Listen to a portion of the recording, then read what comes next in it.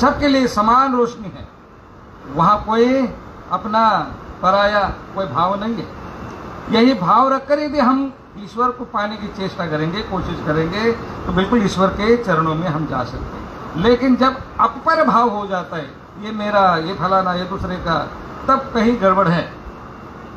इसलिए कबीर कहता है, कबीर खड़ा बाजार में सबकी मांगे खैर, ना हो किसी से दोस्ती, ना हो किसी से बैर। किसी से मुझे प्यार भी नहीं और किसी से मेरी दोस्ती भी नहीं, किसी से मुझे झगड़ा भी नहीं है, बस समान है। सबके लिए, मेरे लिए सब समान है। और भगवान भी यही है, भगवान की भी यही सोच है, सब मेरे लिए समान है। आप देखो भगवान का मंदिर है शर्मा जी, यहाँ पर गूंगा भी आता है, यहाँ पर विद्वान भी आता है, यहाँ पर अनपढ़ भी आता है, यहाँ पर नफरत करने वाला भी आता है। सारे के लिए दरबार खुला है। संतों के लिए दरबार खुला है, गृहस्थियों के लिए दरबार खुला है, स्त्रियों के लिए खुला है, बाल बच्चों के लिए खुला है। कभी दरवाजा बंद है किसी के लिए? भगवान का दरबार सबके लिए समान है, सबके लिए खुला है। बस यही विचार कर रख के हम चलेंगे कि बस मेरा तेरा कुछ नहीं है, बस मेरे ऊपर जो जिम्मेवारी है, मुझे जो मनुष्य देह का चोला मिला है वही ईश्वर कृपा से मिला है। बस मेरा कर्तव्य है सबके लिए, सबके उपयोग में मैं आऊं, सबके लिए मैं कुछ कर पाऊं, तभी कहीं जाके भगवान प्रसन्न होंगे। जैसा अपना कोई माँ बाप है और कोई आता है अपने घर पे, अब लड़का तो अपना होता है, माँ बाप का होता है, लेकिन कोई आता है लड़के के हाथ में टॉफी दे देता है या कुछ खिलौना दे देता है, तो किसको सबसे ज्यादा आनंद होता है? आनंद किसको होता है? बच्चों को तो होता है, लेकिन सबसे पहले आनंद माँ बाप को होता है।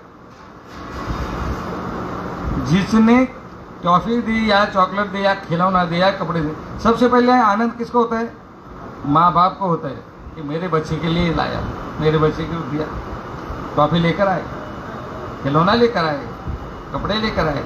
वैसे भगवान को भी जब आप भक्तों के लिए कुछ करोगे, सारे भगवान के चेले हैं, भगवान के सारे बाल बच्चे हैं, जब कोई इन भक्तों के लिए कुछ क्रिया करेगा तो सबसे पहले प्रसन्न कौन होंगे? भगवान होते। ख्याल रखना करना, जो करे जिसको दे रहे वो तो होगा, लेकिन उससे पहले भगवान प्रसन्न होते। यदि भगवान की प्रसन्नता हमें प्राप्त करनी है तो भगवान के जो साधक है, साधन है, इनके प्रति हमें कुछ करना पड़ेगा। ये प्रसन्न है तो भगवान प्रसन्न है, पहले यहाँ प्रसन्न होता होनी चाहिए। भगवान तो बहुत दूर की बात है, भगवान बहुत दूर की बात। यही इसलिए यहाँ पर भगवान प्रसन्न करो, साधन को प्रसन्न करो, भिक्षु महात्मा को प्रसन्न करो, भक्तों को प्रसन्न करो, वासनिक को प्रसन्न करो, बस भगवान प्रसन्न हो ही जाएंगे। इसलिए ये करते समय ये मेरा, ये फलाना, ये मेरे नजदीक का, ये मेरे विचारधारे में का, ये मेरे पास आता, मैं उसके पास जाता, वहाँ गया, मेरी सारी सुविधा हुई, मेरी सारी, ये सोच कर नहीं है, सब भगवान के है, बस यही विचार से करना है। यही सोच है और कबीर का कहना भी यही है, कबीर का कहना भी यही है। और फिर आगे जाके कबीर कहते हैं, कागा दो नैना सारा तन खाइए, जिस लिए इतना बदन दिया है, ये शरीर दिया है, कहीं भी खत्म हो जाने दो, लेकिन दो नैना, दो आंख जो है वो प्रभु दर्शन के लिए प्यासे हैं, कुछ भी होने दो। जब भी हम प्रवचन में बैठते हैं या भगवान के पास जाते हैं या प्रोग्राम में जाते हैं, तो बस हमारे फिक्र नहीं करनी है, हमने हमारी फिक्र नहीं करनी है, बस भगवान के ऊपर सारा छोड़ दो, वो निभाने वाला है, वो निपटाने वाला है। लेकिन अपनी आस क्या है कि मैं वहां जा रहा हूं, मुझे भगवान के दर्शन होने चाहिए, मुझे भगवान मिलने चाहिए, बस दुनियादारी की सारी चीजें मिले लेकिन भगवान नहीं मिला है, ये आस है। भगवान के पीछे सारा जाने दो, कोई दिक्कत नहीं है, भगवान के लिए सारा गया, पद गया, प्रतिष्ठा गई, पैसा गया, रिश्तेदार छोटे सारे छोटे, लेकिन किसके लिए? भगवान के प्राप्ति के लिए। अब जितने भी हम देखेंगे हमारे ऋषि मुनि, इन सारे लोगों ने अपने माँ बाप का त्याग किया, अपने रिश्तेदारों का त्याग किया, अपने स्थावर जंगम प्रॉपर्टी का त्याग किया, अपने गांव का त्याग किया, अपने राज्य का त्याग किया, और साधना करके ज्ञान आत्मसात करने के बाद बस सारे समाज को प्रबोधित करने के लिए सारी जीवन यात्रा अपनी खपा दी। क्या चाहा उन्होंने?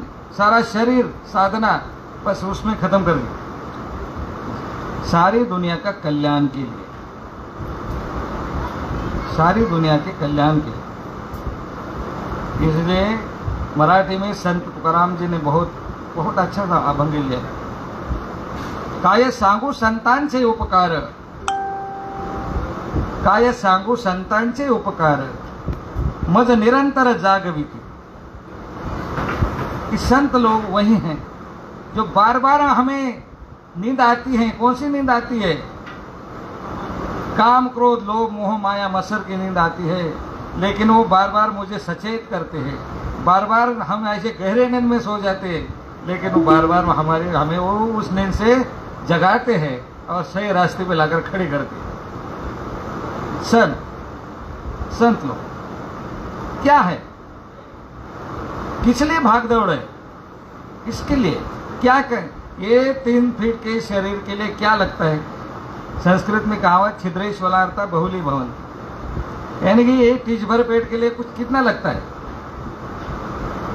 1.5 रोटी, 1 कटोरी सब्जी, पेट भर जाता है। एक नीचे आंध्र बिछाने के लिए दरी और ऊपर ओढ़ने के लिए चादर, बस इसकी सिवा और कुछ नहीं लगता, कुछ भी नहीं लगता। लेकिन सारी भाग दौड़ जो है वो आप जैसे सारे लोगों को जगाने के लिए और सारा जीवन खपा देते हैं, अपना सारा जीवन संसार के उद्धार के लिए खपा देते हैं। यही है भेद, यही है। लेकिन जब कुछ भगवान के सेवा में हम समय देते हैं या विधि करते हैं, तभी भी कहीं ना कहीं हमें संशय बिल्कुल जीव के पास होता है। संशय कि मुझे कुछ मिला नहीं मिला, मुझे कुछ मिला कि नहीं मिला। इतना सारा कर रहा हूं लेकिन मुझे कुछ मिल रहा ही नहीं है, भगवान मुझे कुछ दे ही नहीं रही है। तीर्थ यात्रा पे जा रहा हूँ, मठ मंदिर में जा रहा हूँ, कुछ नवस जापे भी कर रहा हूँ, लेकिन मेरी इच्छा कुछ पूरी नहीं हो रही है। फिर भगवान है कि नहीं है? ये भगवान कुछ दे रहे कि नहीं दे रहे? वो तो कृपालु है, देने वाले है। ददाति स देवः, देने वाला जो है वो देव है, लेकिन देव तो मुझे कुछ नहीं दे रहा है। बस यही हमेशा हमारी भगवान के प्रति तकरार है। कुछ नहीं, बाबा इतना सारा कर रहे हैं लेकिन कुछ कारोबार ठीक नहीं चलता। गुरुजी सब हो रहे लेकिन बहुत अड़चन में है, बहुत दुख में है, बहुत झमेले में है, कुछ हो नहीं पा रहा है। बस यही फोन होते हैं ज़्यादा से ज़्यादा, यही फोन। देखो, जब हम यही सोच के चलेंगे, आशा दुःखस्य कारण, आशा जो है सबसे बड़ी दुख की कारण है।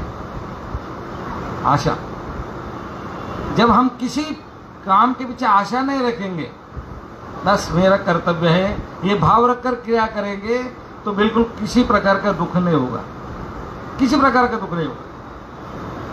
अब यही चरित्र जो है, मेन विषय की तरफ हम आएंगे। अभी आज का जो चरित्र है यहाँ पर, ये भगवान के सन्निधान में